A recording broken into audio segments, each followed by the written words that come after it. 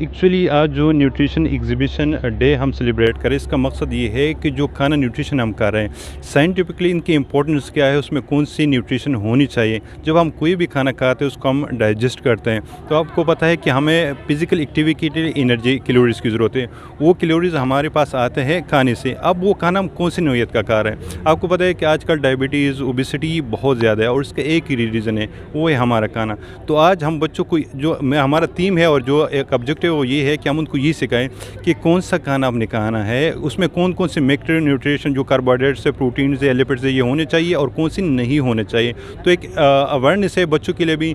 और ये नर्सिंग है, जेनेरिक बेसन आगे जाके क्लिनिक में ये परफॉर्म करेंगे तो उनको इस चीज़ का पता होगा कि हमने पेशेंट को भी कौन से टीचिंग। डायबिटीज़ के पेशेंट के लिए होती है। एक तो हमने स्वीट्स जो होती हैं वो डायबिटीज़ को नहीं देनी होती, और एक ग्रिल फिश और जो उसके अंदर उसे देनी होती है।